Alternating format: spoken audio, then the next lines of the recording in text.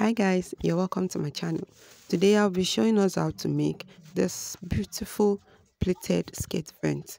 Okay, it's easy to make, and just make sure after watching the video you try it out on your own.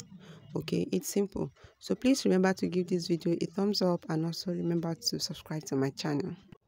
So I'll be drafting the back pattern, okay, for the skirt. So I measured some inches first. I measured 8 inches, so you can make your 6 inches, 10 inches, it depends on your fabric.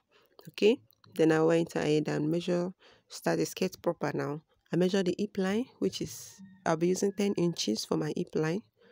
Okay, then I'll connect it with a straight line, just like so.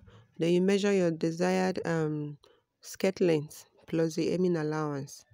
Okay, and I'll be using the whole of the skirt. So the next thing, I went ahead and measure my zipper allowance, which is 1 inch. You know, we need that for the back pattern. Okay, so now we'll go ahead and measure how wide we want our vent to be. Okay, so now first thing first, from the hip line, so I just came down about 5 inches because it's a short skirt.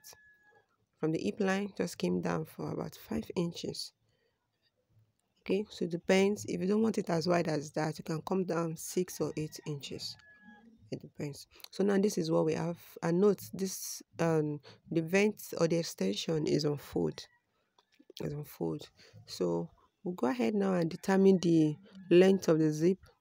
So my zipper should be about 8 inches because it's a short one. Okay, so now from just the exact place where I mark, so you stitch from after your zip and go beyond the side by just half inch. Just watch the video carefully. From the skirt extension, from the vent extension, I went down by about half inch. Okay, so, and now I've stitched it just like so. I did normal stitch after the skirt allowance down to the initial place, then the remaining one I run a loose stitch. You can see the thread, so make sure you run a loose stitch because we're going to get it off later. So now for our extension, the vent extension, you're going to divide it into segments. Okay, we'll divide it, and all together now I have 9 inches. You know, I measure 8 inches first, then the 1 inch for zipper allowance, making 9 inches. So now 9 inches I can divide by 1.5 inch per yes, as you can see. So each section is 1.5 inches. Okay, so we'll go ahead and run loose stitch along those lines. These are loose stitches that we're going to remove. Okay, so now they work proper. Just watch the video carefully. The way I've opened up the skirt, then you take the first segment and open it flat on our stitch line, on our seam line there. Open it flat and make sure the loose stitch we sew is lying directly on our seam line. I hope you understand. So I've opened it, the stitch is lying flat or directly on our the main fabric seam line.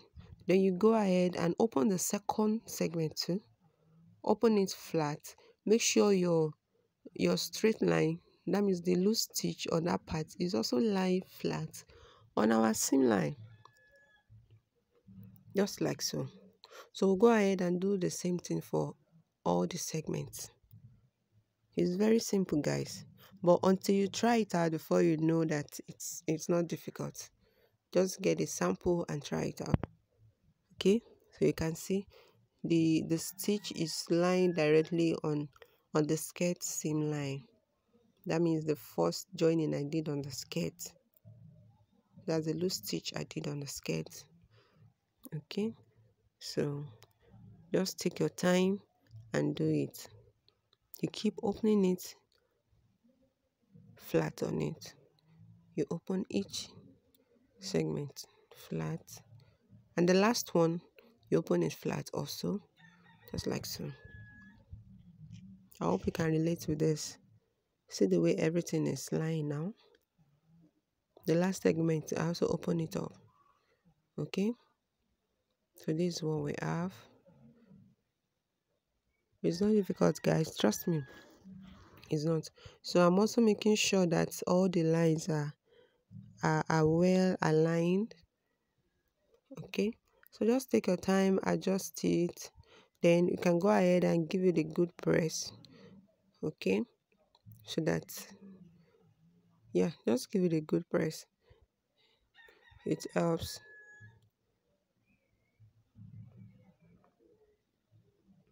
Okay,